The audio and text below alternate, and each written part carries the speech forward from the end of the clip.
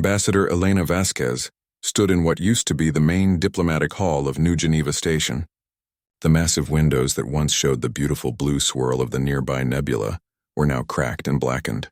Emergency lights cast strange shadows across the room where she had spent 15 years trying to build peace between the stars. 3 months ago, this place had been alive with voices from 100 different worlds. Diplomats in breathing masks and environmental suits had argued and laughed and worked together to solve problems that seemed impossible. Now Elena was alone except for the small recording device floating in front of her.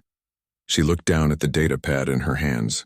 The numbers were burned into her memory, but she read them anyway. 12 human colonies destroyed, 4 million dead, men, women, children, and elderly people who had never hurt anyone. They had been growing food, studying plants, teaching their kids, and living peaceful lives. The Zephyrian Collective had called it a cleansing operation. They said humans were spreading too fast, taking up too much space. They said it was for the good of the galaxy. The Galactic Council had voted on what to do about it. The vote was close, but they decided that the Zephyrians had acted within their rights under the territorial expansion protocols. Elena's daughter Sarah had lived on Haven Prime. She was a teacher at the small school there. Elena had talked to her just 2 days before the attack. Sarah had been excited about her students' art project. They were making pictures of their families to send to Earth. The rescue ships found no survivors. The Zephyrians had been very thorough. Elena straightened her shoulders and looked directly into the recording device. Her voice was calm and clear, the same voice that had convinced the Kroner and the Veltar to stop their century-long war. The same voice that had helped write the free trade agreements that brought prosperity to dozens of worlds. This message is directed to the Galactic Council, all member species and any other intelligent life that might be listening, she began. I am Ambassador Elena Vasquez, speaking for the Human Systems Alliance and all human colonies and territories. For 50 years, humanity has participated in galactic civilization. We have followed your laws, honored your treaties, and worked to build peace between all species. We believed that talking could solve any problem. We believed that beings could be reasonable if you just explained things the right way. We believed that the galaxy was becoming a better place. She paused and looked out through the broken window at the stars. Somewhere out there, the Zephyrian fleet was probably celebrating their victory.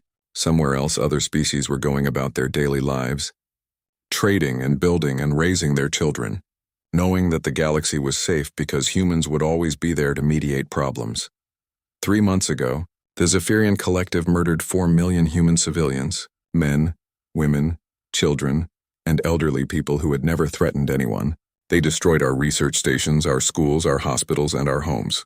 They did this because they decided that humans were inconvenient. Elena's voice remained steady, but her hands were shaking slightly. She gripped the datapad tighter. When we brought this matter to the Galactic Council, asking for justice, asking for consequences, asking for anything that might prevent such attacks in the future, you voted. You voted that the Zephyrians had acted within their rights. You voted that the murder of 4 million innocent people was acceptable under galactic law. The recording device continued to float silently in front of her. Elena wondered how many people would watch this message. Would they understand what they had done? Would they care? Some of you will say that you voted against the Zephyrian position. Some of you will say that you tried to help. But when the final vote was counted, you allowed genocide to stand as legal policy. You showed us that in this galaxy, talking only works when both sides want to talk. You showed us that our children's lives meant less to you than political convenience. Elena walked over to the broken window and put her hand on the cold glass. In the distance, she could see a human transport ship loading the last of the diplomatic staff. Soon, New Geneva Station would be empty. Soon, every human embassy and consulate would be closed. For 50 years, we chose to believe that civilization meant something. We chose to believe that laws protected the innocent. We chose to believe that reasonable people could solve problems without violence. You have taught us that we were wrong. She turned back to face the recording device. Her expression was calm, but her eyes were hard as steel. Effective immediately, the Human Systems Alliance withdraws from all galactic treaties, accords, and diplomatic relationships. We will no longer attend your councils, honor your laws, or recognize your authority over human affairs. We will no longer serve as mediators in your disputes. We will no longer provide humanitarian aid to your disasters. We will no longer trade our technology, our resources, or our knowledge. Elena picked up a formal document from the desk behind her. It was thick with official seals and signatures from every human world and colony. This is not a negotiation. This is not a threat. This is a statement of fact. Humanity is withdrawing from galactic civilization because galactic civilization has shown us that it has no place for justice, mercy, or protection of the innocent. She set the document down and looked directly into the camera again. You taught us that in this galaxy, might makes right. You taught us that the strong can murder the weak without consequences. You taught us that talking is pointless when the other side has already decided that your life has no value. Elena paused for a long moment. When she spoke again, her voice was quieter but somehow more frightening. Consider these lessons learned. She reached over and turned off the recording device.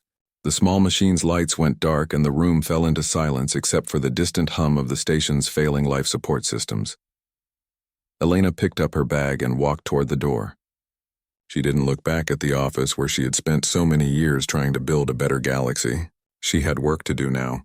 Different work. The message would be transmitted to every world, every space station, every ship in the galaxy. Within hours, everyone would know that humanity was done talking. Within days, they would realize what that meant. But by then, it would be too late to take back their vote. Too late to bring back the dead children of Haven Prime. Too late to prove that civilization meant something after all. Elena walked down the empty corridors of New Geneva Station, her footsteps echoing in the darkness. Behind her, the automatic systems were already beginning to shut down non-essential areas.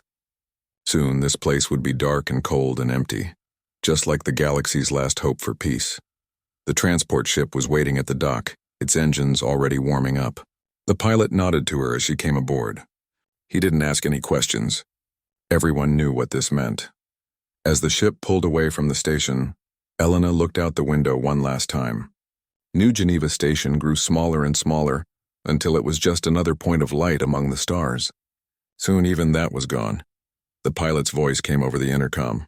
Course laid in for Earth, Ambassador. Estimated travel time is 6 days. Thank you, Elena said quietly. 6 days to get home. 6 days before the real work would begin. The galaxy had chosen violence over justice. Now they would learn what humans could do when they stopped choosing to be civilized. Elena closed her eyes and tried not to think about Sarah's last message, full of excitement about her students' art projects. She tried not to think about the children's pictures that would never be sent to Earth. Instead, she thought about what needed to be done next. 6 months had passed since humanity's withdrawal from galactic civilization. The change was immediate and unsettling. Every human embassy went dark. Every trade agreement was canceled. Ships that tried to enter human space simply disappeared from sensors as they crossed the border. At first, the Galactic Council thought this was just angry posturing. Humans were emotional creatures, everyone knew that.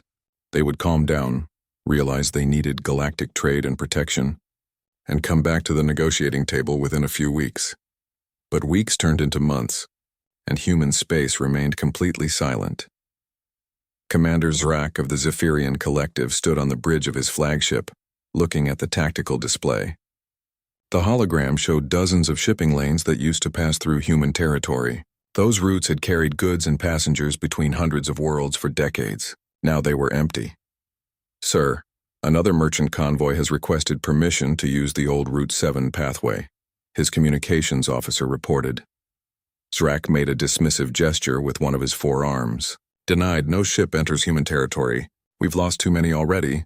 It had started small. A patrol ship here, a supply convoy there. Ships would cross into what used to be human trade space and simply vanish. No distress calls, no wreckage, no survivors. They would be there one moment and gone the next. The Collective's military command had initially blamed equipment failures or pirate attacks. Space was dangerous after all. Ships were lost all the time to various hazards. But the pattern was becoming impossible to ignore. How many vessels have we lost this month? Zrak asked his intelligence officer. The younger Zephyrian checked his datapad nervously. 17 confirmed losses, sir. 3 mining operations have gone silent, and we haven't heard from the patrol station at Kepler 442 in 8 days. Zrak's jaw tightened. Kepler 442 was a major listening post, heavily defended and staffed by over 300 personnel. It didn't just go silent. What do our long-range sensors show? Nothing, sir. The station appears to be gone, as if it was never there. On the other side of the galaxy, Admiral Teth of the Kronar hegemony was having similar problems. The Kronar were a proud warrior species who had never backed down from a fight in their 1,000-year history. But this wasn't a fight. This was something else entirely. "Admiral, we've lost contact with Battle Group 7, his aide reported. Teth's massive form shifted in his command chair. Lost contact? Define your terms. They were investigating the disappearance of a mining fleet near the human border. Their last transmission was routine. Then nothing. No emergency signals, no indication of combat, no debris field. They're simply not there anymore." Battle Group 7 consisted of 12 heavy cruisers and their escorts. Over 5,000 Kronar warriors equipped with the most advanced weapons and shields in the galaxy. They couldn't just disappear. "Send a reconnaissance force to their last known position," Teth ordered. "Sir, we've already lost 2 reconnaissance forces in that sector." Teth stood up slowly, his enormous frame casting shadows across the bridge. The Kronar admiral had fought in dozens of wars, conquered entire star systems, and never retreated from any enemy. But this wasn't an enemy he could see or understand. "Then send a larger force.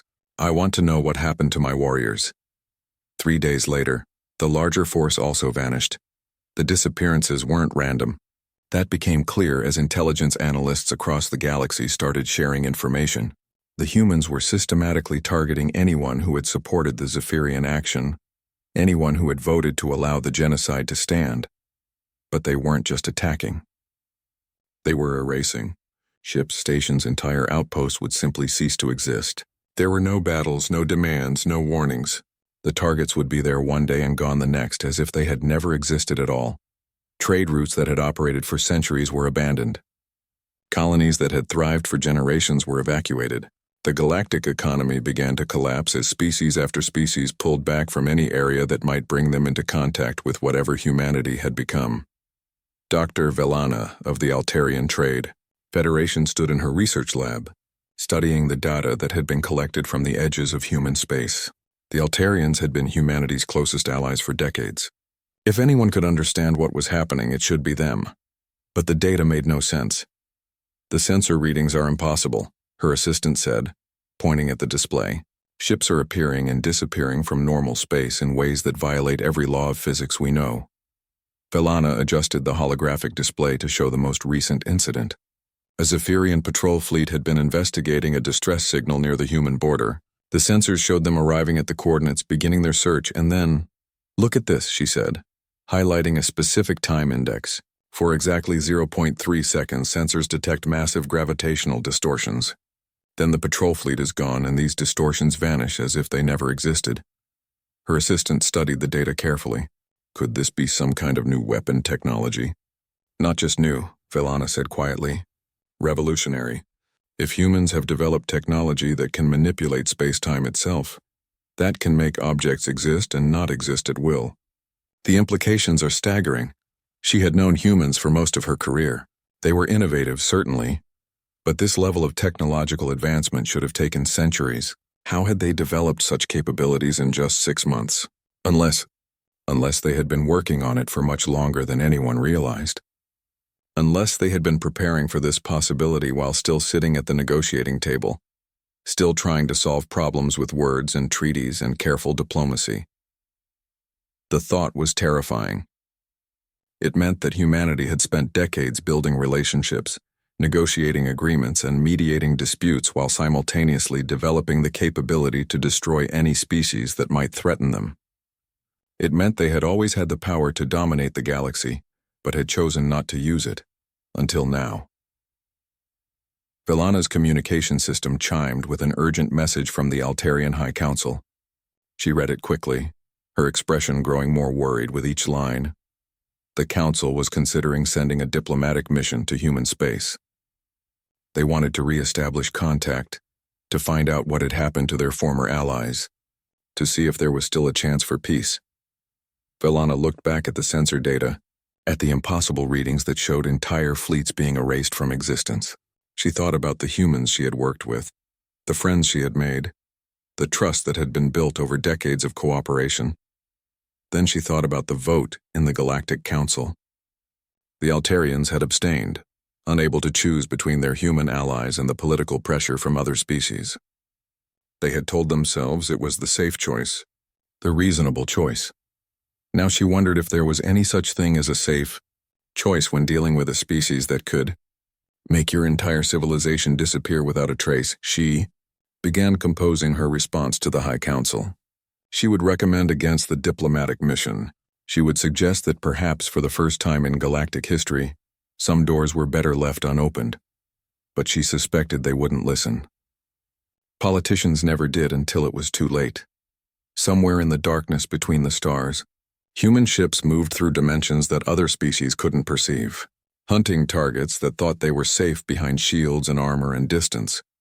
The galaxy was learning that humanity's greatest weakness had also been their greatest mercy. They had preferred to talk because they could do so much worse than fighting. Now they were done talking. Ambassador Ketrix of the Altarian Trade Federation stood on the bridge of the diplomatic vessel Peaceful Endeavor, watching through the view screen as his ship approached the edge of human space. The vessel's hull was painted in the bright white and blue of neutral diplomatic colors. Every communication channel broadcast the same message: diplomatic mission under full truce protocols. We come in peace seeking dialogue. Ketrix's four hearts were beating faster than normal. In his 60 years as a diplomat, he had never been more nervous about a simple border crossing. But then again, the border they were approaching was unlike any other in the galaxy. "Sir, we're receiving a response," the communications officer announced. The main screen flickered to life, showing a young human woman in what appeared to be a military uniform. Her face was expressionless, her voice flat and professional. "Altarian vessel, you are approaching restricted territory. State your business." Ketrix stepped forward, spreading his arms in the traditional Altarian gesture of peaceful intent. "I am Ambassador Ketrix of the Altarian Trade Federation. We request permission to enter the Sol system for diplomatic discussions with human leadership." The human woman was quiet for a long moment. "Stand by." The transmission cut off, leaving Ketrix and his crew waiting in silence. Around them, the sensor showed empty space. No ships, no stations, no signs of human presence. But Ketrix knew that meant nothing. The humans had made dozens of ships disappear without leaving any trace on sensors. After what felt like hours but was probably only minutes, the screen activated again. This time it showed a different human, an older man with gray hair and tired eyes. "Ambassador Ketrix, I am Fleet Admiral Torres. You have permission to proceed to Earth, but you will follow the designated route exactly. Any deviation will result in your immediate destruction. Do you understand?" "Yes, Admiral. We understand completely. Follow the navigation beacon. Do not scan anything. Do not record anything. Do not attempt communication with any vessels you might encounter. You are here as guests, and guests follow the rules of their hosts." As the Peaceful Endeavor moved deeper into human space, Ketrix began to understand why the Admiral had given such specific instructions. The space around Earth had been transformed into something unrecognizable. Massive orbital platforms surrounded the planet in layers, each one bristling with weapon systems that looked unlike anything in galactic military databases. But it wasn't the platforms that made Ketrix's translator struggle to find words for what he was seeing. It was the ships. They moved through space in ways that violated every principle of physics that Ketrix understood. Ships would be visible on sensors one moment, then phase out of normal space completely, only to reappear thousands of kilometers away an instant later. Others seemed to exist partially in normal space and partially somewhere else, creating sensor readings that made no logical sense. "Sir," his science officer whispered, "I'm detecting gravitational anomalies that suggest these vessels are manipulating the fabric of space-time itself." "The energy readings are impossible." Ketrix nodded slowly. He was beginning to understand how entire fleets could simply vanish without a trace. If humans could make their ships exist in multiple dimensions simultaneously, they could attack from angles that their enemies couldn't even perceive, let alone defend against. The Peaceful Endeavor was guided to a docking station that appeared to have been constructed recently. As they approached, Ketrix counted over 200 human vessels in the immediate area. Each one was different from the others, as if humanity had abandoned all previous ship design principles and started from scratch. Some ships were sleek and curved, appearing almost organic in design. Others were angular and geometric, covered in strange projections that might have been weapons or sensors or something entirely different. A few seemed to shift and change shape as he watched, their hulls flowing like liquid metal. "How many ships do they have?" Ketrix asked quietly. His intelligence officer checked her instruments nervously. "Sir, I can't get an accurate count." The sensors keep detecting ships that weren't there a moment before, and losing track of ships that appeared to be stationary. It's as if their entire fleet exists in a state of quantum uncertainty. As they docked, Ketrix saw human personnel moving around the station. They wore uniforms he didn't recognize, carried equipment he couldn't identify, and moved with the purposeful efficiency of people who had important work to do. There was no indication that they were particularly interested in their Altarian visitors. Admiral Torres met them at the airlock. He was shorter than Ketrix expected, but there was something in his eyes that made the Altarian diplomat instinctively take a step back. This was a person who had seen things that changed him fundamentally. "Ambassador," Torres said simply, "this way." They walked through corridors that seemed to extend much further than the station's exterior dimensions should have allowed. Ketrix decided not to ask about the spatial distortions he was detecting. He suspected he wouldn't like the answer. The conference room was simple and functional, with a large window that showed Earth hanging in space below them. The planet looked normal, peaceful even. It was hard to believe that this same world had produced the technology that was systematically dismantling galactic civilization. Torres sat down across from Ketrix without ceremony. "You have 30 minutes to say whatever you came here to say. Then you leave." Ketrix had prepared for this moment for weeks. He had crafted careful speeches about mutual understanding, shared history, and the benefits of renewed cooperation. But sitting in this room, looking at this man, he realized that none of those words would matter. "We want to understand what happened," he said simply. "We want to know if there's still a chance for peace." Torres was quiet for a long moment. When he spoke, his voice was soft but somehow more frightening than if he had shouted. "Peace, Ambassador. Your people abstained when the Council voted to legitimize genocide. You chose neutrality when children were being murdered. You decided that maintaining political relationships was more important than standing up for what was right. We couldn't have known. You could have voted to condemn the attacks. You could have demanded justice. You could have done anything other than nothing." Torres leaned forward. "Do you know what we found on Haven Prime when we finally got there?" Ketrix shook his head. "Bodies. Thousands of bodies. Children clutching toys. Teachers who died trying to protect their students. Families who were running toward evacuation ships that never came." Torres's voice remained steady, but his hands were clenched into fists. "The Zephyrians were very thorough. They made sure there were no survivors to tell inconvenient stories." The Admiral stood up and walked to the window. Below them, Earth turned slowly in space, looking deceptively peaceful. "For 50 years we believed that civilization meant something.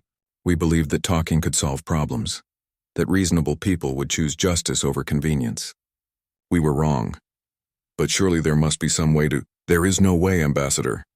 Torres turned back to face him. "You had your chance to prove that the galaxy had a place for justice, for mercy, for protection of the innocent. You chose politics instead." Torres activated a holographic display that showed the current state of galactic shipping. Entire sectors were marked in red, indicating areas where vessels had disappeared. Trade routes that had operated for centuries were completely abandoned. "This is what the galaxy looks like when the people who preferred talking decide to stop talking," Torres said. "This is what happens when you teach pacifists that violence is the only language anyone understands." Ketrix stared at the display, trying to comprehend the scale of what he was seeing. "How many ships do you have? How many worlds?" "Enough," Torres said simply. "We've had a long time to prepare for this possibility. Decades to develop technology while sitting at your negotiating tables, trying to convince ourselves that words mattered more than weapons." The Admiral walked back to his chair but didn't sit down. "You came here hoping to find the humans you used to know. The ones who would compromise, who would accept partial justice, who would agree to let genocide stand as long as it was legally filed under the right bureaucratic categories." He leaned forward, placing his hands flat on the table. "Those humans are gone, Ambassador. You killed them when you voted to let our children burn. What's left is what you taught us to become." Ketrix felt his four hearts racing. "What do you want from us? What would it take to stop this?" Torres smiled, but there was no warmth in it. "Stop? Ambassador, we're just getting started. The Zephyrians were just the beginning. Every species that stood by and watched our children die will answer for it. Every government that chose politics over justice will learn what their choice really cost. He pressed a button on the table, and the door to the conference room opened. Your 30 minutes are up. As Ketrix was escorted back to his ship, he tried to process what he had seen and heard. The humans weren't just angry. They had been transformed into something entirely different. Something that operated by rules the galaxy didn't understand. As the peaceful Endeavor undocked and began its journey back to Altarian space, Ketrix looked back at Earth one last time. The planet still looked peaceful and normal, but now he knew that appearances meant nothing. The Galactic Council chambers had never seen such chaos. Representatives from dozens of species stood arguing, pleading, and shouting over each other in a cacophony of languages and translation errors. The great circular hall that had once been a symbol of civilized discourse now looked more like a refugee center. Council Speaker Valdris tried to maintain order, but her voice was lost in the noise. Species that had dominated the galaxy for millennia were begging for protection from an enemy they couldn't see, couldn't fight, and couldn't understand. The Kronar hegemony has lost 17 entire star systems, roared General Thek, his massive form towering over the other delegates. Our greatest warriors, our most advanced fleets, all gone without a trace. We demand action. Action? Laughed Representative Zilani of the Veltar Empire bitterly.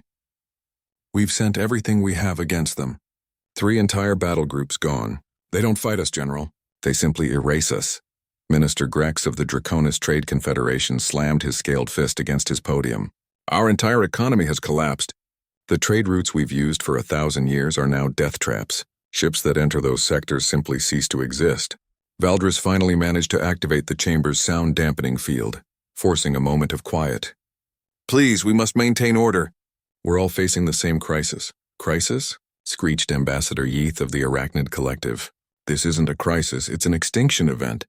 The humans are systematically dismantling galactic civilization. In the year since humanity had withdrawn from galactic affairs, everything had changed. The economic networks that had connected hundreds of worlds had collapsed. Trade that had flowed for centuries had stopped completely. Entire sectors were now no-go zones where ships vanished without warning. But the economic damage was nothing compared to the military catastrophe. Every species that had supported the Zephyrian action was being systematically destroyed, not through conventional warfare, but through something far more terrifying. Human ships appeared from nowhere, struck with impossible weapons, and vanished before any retaliation was possible. Entire fleets would be there one moment and gone the next, leaving no wreckage, no survivors, no evidence they had ever existed except for empty space where mighty armadas used to be. The Zephyrian Collective had been the first to fall completely. Their homeworld still existed, but it was empty now. Its population evacuated to internment facilities on distant worlds. Their fleets, their stations, their entire military infrastructure had simply been erased from the galaxy. Commander Vex of the Zephyrian Remnant stood to address the council. His once proud uniform was faded and torn. His 4 eyes held the hollow look of someone who had seen his entire civilization destroyed. Honorable delegates, he began, his voice barely above a whisper. I stand before you as the last representative of what was once the Zephyrian Collective. In 6 months, the humans have taken everything we built over 10,000 years of expansion. The chamber fell silent. Everyone knew the numbers, but hearing them from a survivor made them real in a way that reports and statistics couldn't. They don't destroy our worlds, Vex continued.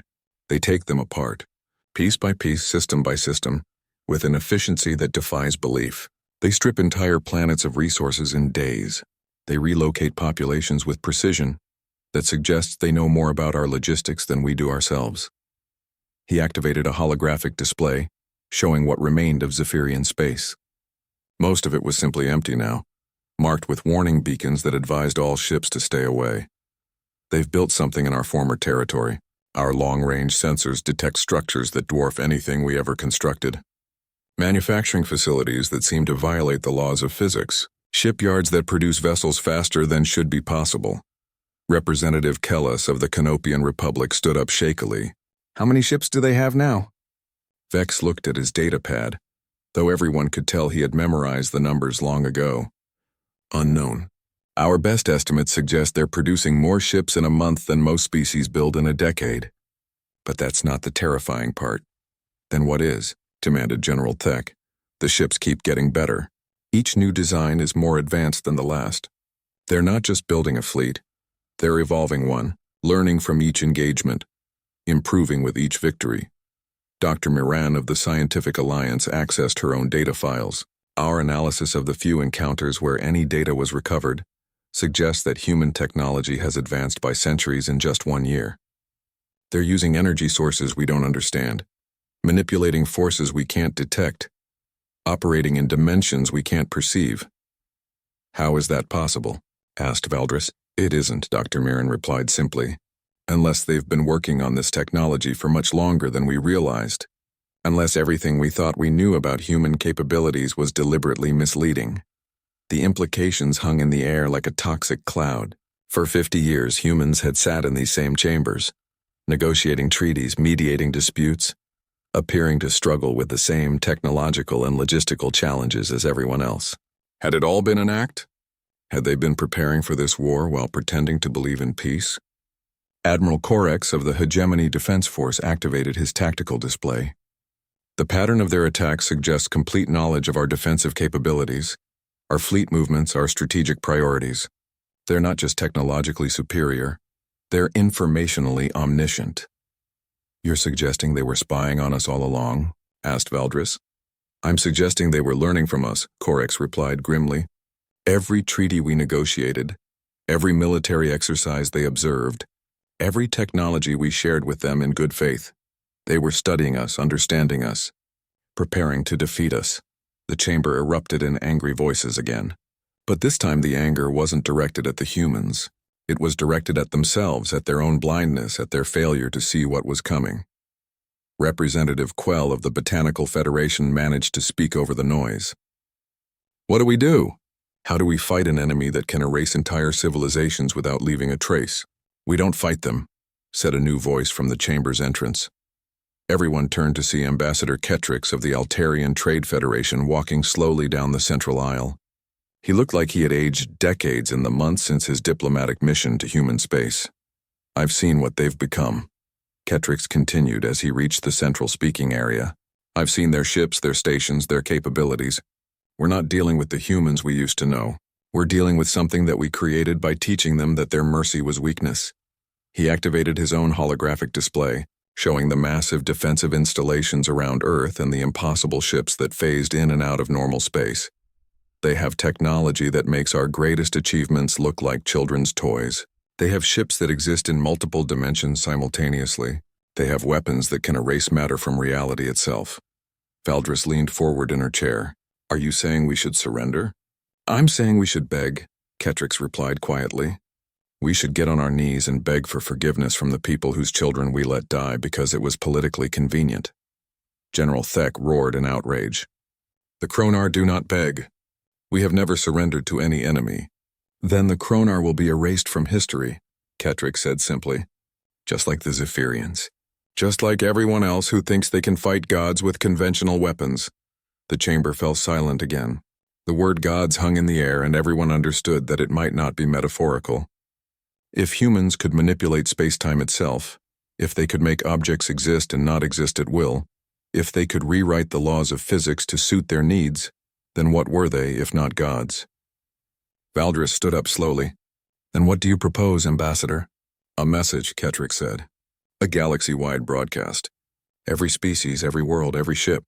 We beg for negotiations. We offer reparations, territory, anything they might want. We acknowledge what we did and ask for mercy. And if they refuse? Asked Admiral Corex. Ketrix looked around the chamber at the representatives of species that had ruled the galaxy for millennia. Proud civilizations that had never backed down from any challenge. Ancient empires that had conquered star systems and bent the cosmos to their will. Then we learn what happens when you push pacifists past their breaking point, he said quietly. We learn what happens when you teach people who preferred talking that violence is the only language anyone understands. He paused, looking directly at Speaker Valdris. And we pray that somewhere in what they've become, there's still enough of who they used to be to remember what mercy feels like. Valdris nodded slowly. The vote was a formality at this point. Every species in the chamber knew they were facing extinction if they didn't try something. But as they began composing their desperate plea for negotiations, everyone wondered the same thing. Would the humans who received their message be the same species they had failed to protect? Or would they be something else entirely? Something that remembered the lesson the galaxy had taught them far too well. 2 years after humanity had withdrawn from galactic civilization, former council speaker Valdris stood in what used to be her office on the diplomatic world of Centauri Prime. The room looked exactly the same as it had when she ruled over a galaxy of hundreds of spacefaring species. But now she was filing reports for human administrators, making sure the restoration efforts stayed on schedule. The transformation had been swift and absolute. After the Galactic Council's desperate plea for negotiations had been answered by a simple human soldier, standing in smoking ruins, saying they were done talking, the end came quickly. Not through massive battles or dramatic sieges, but through the methodical dismantling of every military force that opposed them. Human fleets that seemed to exist partially outside normal space had swept through galaxy after galaxy. They didn't conquer in the traditional sense. They reorganized. Governments that had supported genocide were dissolved. Military forces that had enabled atrocities were scattered. Populations that had done nothing wrong were relocated to better worlds and given resources they had never imagined. But the species that had voted to allow the murder of human children faced a different fate, entirely. Valdris looked out her window at the bustling city below. Centauri Prime had been rebuilt according to human efficiency standards. The new architecture was beautiful and functional, with green spaces and clean energy that made the old designs look primitive by comparison. The various species living there seemed healthy and prosperous, but everyone understood the new reality. This wasn't their galaxy anymore. A soft chime indicated that her supervisor was ready for their daily meeting. Valdris gathered her reports and walked down the corridor to the human administrative office. The halls were filled with beings from dozens of different worlds, all working together on various restoration projects. The human administrator was a young woman named Director Sarah Chen. She was polite and professional, but there was something in her eyes that reminded Valdris that this person belonged to a species that had systematically dismantled galactic civilization in less than 2 years. "Good morning, Valdris," Director Chen said, reviewing the daily reports on her datapad. "The agricultural projects on Kepler 442 are ahead of schedule. The Draconian refugees seem to be adapting well to their new settlements." "Yes, Director. They're grateful for the opportunity to start over." Valdris had learned not to call the humans conquerors or refer to the relocation programs as anything other than opportunities. The humans seemed genuinely committed to improving life for everyone in their new order, but they had very specific ideas about how things should be organized. "What about the Zephyrian rehabilitation programs?" Director Chen asked, proceeding as planned. "The younger generation seems to be responding well to the educational reforms. They're learning about the historical context of their actions and the consequences of aggressive expansion. The Zephyrians still existed as a species, but their children were being raised according to human standards of ethics and conflict resolution. They were learning that violence was always the last option, that talking could solve most problems, that protecting innocent life was more important than territorial expansion. It was, Valdris realized, exactly the opposite of what they had taught humanity. Director Chen made some notes on her pad and looked up. "The Council of Species is requesting another audience with the human leadership. They want to discuss the timeline for restored autonomy." Valdris tried to keep the hope out of her voice. "And the response?" "The same as always. When species prove they can govern themselves without enabling genocide, they'll be given more independence. But that process will take generations, not years." The Council of Species was what remained of the old Galactic Council. They met regularly to discuss various issues, but their role was purely advisory. All real decisions were made by human administrators who answered to a central authority that most beings never saw. "Director, may I ask you something?" Valdris said carefully. "Of course. How long were you planning for this? How long did humanity spend preparing for the possibility that diplomacy would fail?" Director Chen was quiet for a moment, and when she looked up, her expression was sad rather than angry. "My grandmother was Elena Vasquez," she said quietly. The ambassador who delivered humanity's final message to the council. She spent her entire life believing that talking could solve any problem, that reasonable beings would choose justice over convenience. She turned to look out the window at the peaceful city below. But my mother was Sarah Vasquez, Elena's daughter. She was a teacher on Haven Prime. She died when the Zephyrians decided that human children were inconvenient. Valdris felt her heart skip. Director Chen was the granddaughter of the woman who had withdrawn humanity from galactic civilization. The daughter of one of the murdered children of Haven Prime. Humanity didn't plan for this, Director Chen continued. We hoped it would never be necessary. But we're very good at learning from our mistakes. And the galaxy taught us that our greatest mistake was believing that mercy was strength, instead of understanding that it was a choice. She turned back to face Valdris. We chose mercy for 50 years. We chose to believe that beings could be reasonable, that talking could prevent violence, that civilization meant something. You taught us we were wrong. But you've shown mercy to most of us, Valdris said. The species that abstained, the ones that voted against the Zephyrian action, even some who supported it. You've given them better lives than they had before. Because mercy is still a choice, Director Chen replied. We just don't make it blindly anymore. We don't assume that beings will choose justice if given the option. We make sure they choose it by removing the other options. She gestured toward the window, where beings from dozens of species worked together on projects that benefited everyone.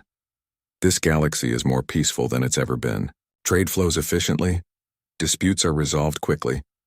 No one goes hungry or homeless or unprotected. Crime is nearly non-existent. Wars have been eliminated. Technological advancement proceeds at an unprecedented pace. But at the cost of freedom, Valdris said quietly. Freedom to do what? Director Chen asked. Freedom to vote that genocide is acceptable under the right circumstances? Freedom to ignore the suffering of innocents when it's politically convenient? Freedom to choose violence over justice? She pulled up a holographic display showing statistics from across the galaxy. Life expectancy, educational achievement, technological advancement, resource distribution.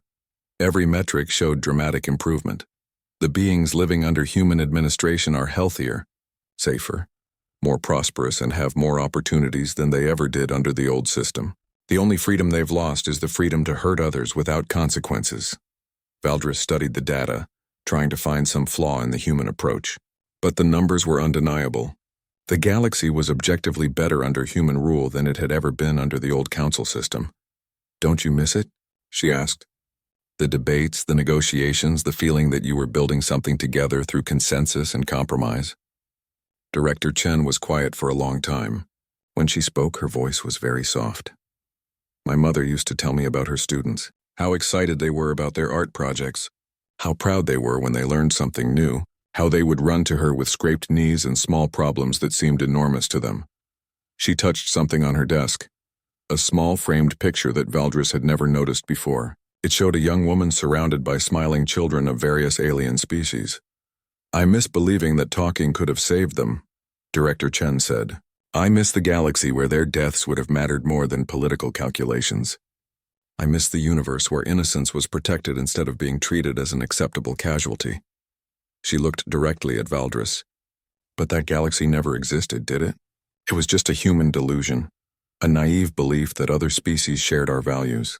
The real galaxy was the one that voted to legitimize their murder. And now we've built the galaxy we thought we were living in. One where innocents are protected, where justice matters more than politics, where talking is the first option because everyone understands what happens when it's no longer an option. Director Chen stood up and walked to the window.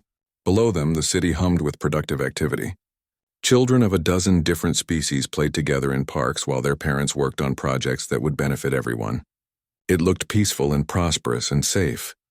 Every species that proved they could coexist without enabling atrocities has been given good lives, good worlds, good opportunities. Every species that insisted on the right to choose violence has been taught that such choices have consequences.